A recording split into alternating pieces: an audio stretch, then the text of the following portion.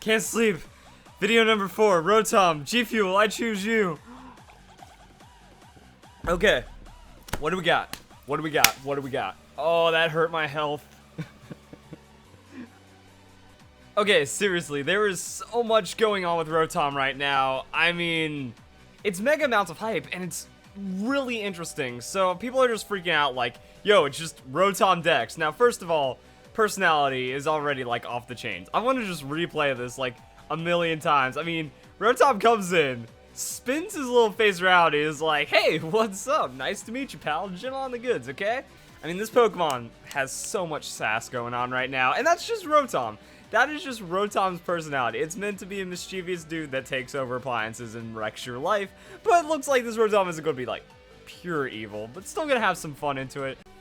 It's the next generation of Pokedexes, but it's only complete once Rotom has gone into this body specially developed for it. So, I mean, what's the limit on Rotom now? And also, like, this is cool in a crazy way we think about, because Rotom is a pretty rare Pokemon, like very rare Pokemon, and I guess that's what the professor means when he says like there's rare Pokemon in the region. So apparently Rotom is plentiful enough in the Alola region, just kind of slap it into Pokedex and now you got a buddy for yourself. He seems to be cool with it. So I guess he's getting something out of it. That's pretty nice. And now things start getting pretty fancy right here.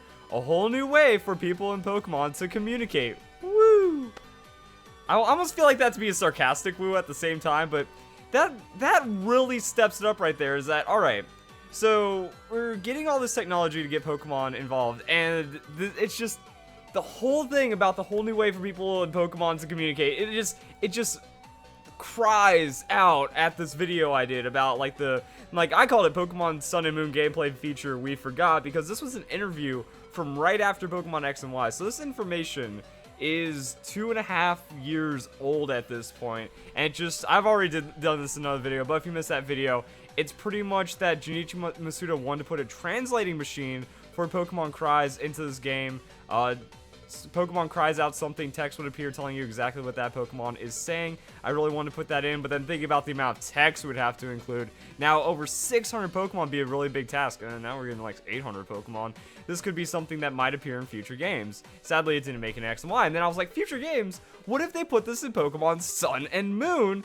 And I made the stretch, and that looks like this. Like, the language here seems like, you know, Rotom's a Pokemon. Pokemon communicate.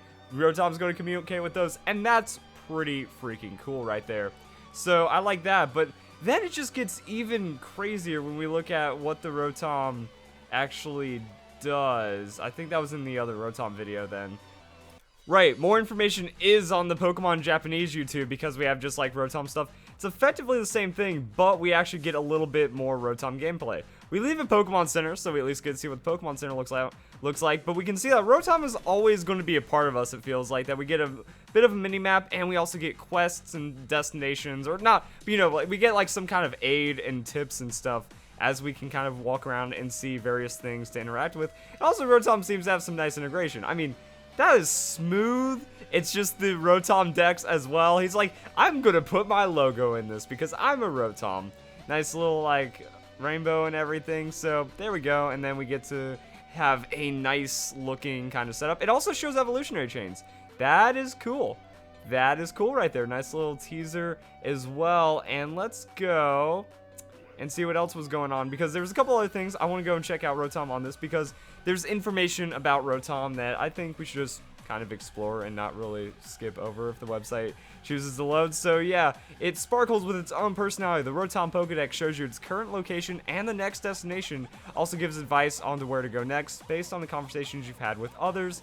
Likely to be of great help in part of your adventure. Now I like this because it's kind of like you click on Rotom like, hey Rotom, I kind of mashed A through the storyline. Where am I supposed to go? And also, it encourages you to talk to people, so you'll find items, you'll get hints on new Pokemon. It seems like there's going to be a lot of connectivity here, and the engagement is, one, going to draw out the gameplay potentially, and two, just make it feel like a much more immersive Pokemon experience.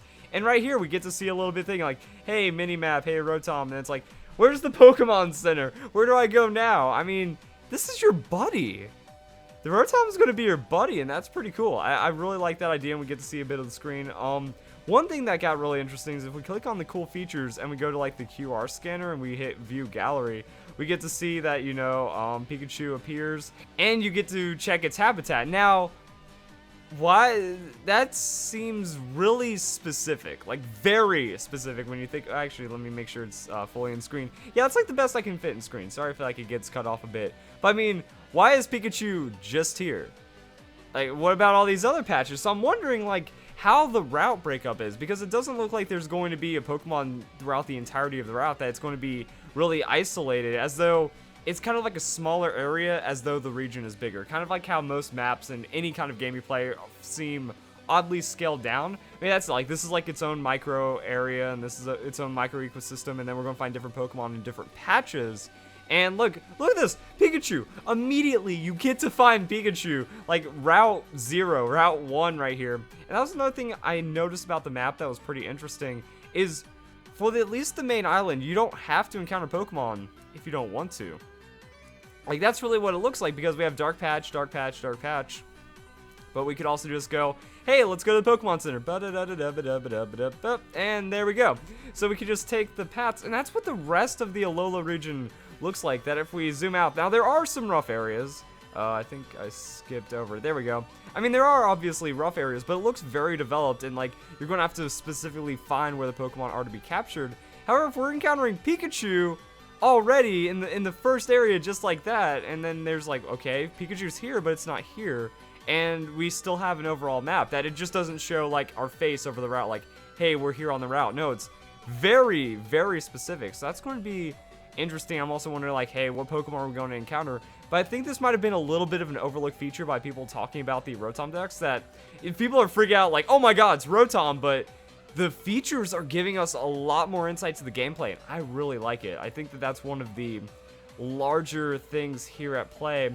And you know, it shows like the QR code interaction as well. Pikachu appears, scan a QR code, so it's just like random QR code, and then we get to find its location if we already haven't seen it through the Pokedex. But it's like, why is Medicham on like an air? Is that like whipped cream or some kind of like Cool Whip, or like some kind of aerosol can? But it shows like QR codes are everywhere, and I'm wondering if it's showing like any day-to-day QR codes, like a lot of new things. I have like a random bag of chips. This probably doesn't have a QR code, but no. Okay, I've just noticed that like you're seeing QR codes all over the place. I'm wondering if Pokemon is actually going to have some kind of like QR code algorithm to where instead of making it like super specific like this, it'll kind of like branch regions and be like, this registers as like a large dark pixel or a large light pixel, and then you could easily fit all 800 Pokemon or whatever and have that become a part of what is represented. And that's like, okay, you find this Pokemon, add to the Pokedex. Can you find a Alola? Yes, you can. Boom. Then you go and connect it. So yeah, I guess this bag of chips isn't hip enough for you guys. So I think that's all to break down with Rotom. I mean, the specifics are really something to pay attention to, and I want to see more of this Rotom. I want to see more of its personality. And he's going to be with us throughout our entire adventure, so it absolutely makes sense. We'll have to see how fluid it is, but so far, I'm very hopeful the way this looks, and the rest of the region, like, if we just, I mean, one of the biggest things, like, Pokemon encounters are going to be really different, is what I'm expecting from this. I think Pokemon encounters will be really different.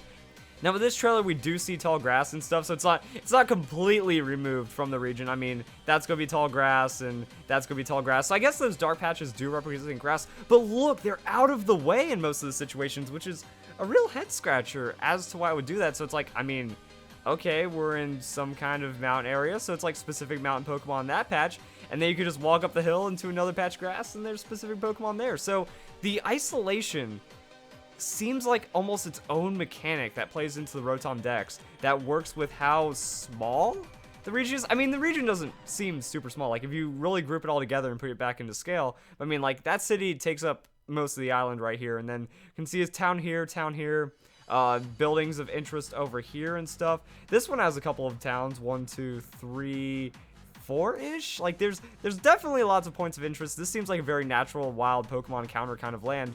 And then there's this random small island over here that could represent something as well. So I don't know how the scale is going to be, but it seems like to cram in all these Pokemon, we're still going to have a very large area to find all kinds of Pokemon, and that is a good sign for having something that's potentially like just a closed off island region.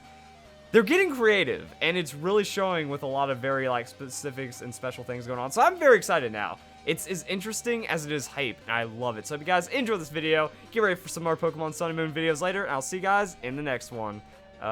Sure.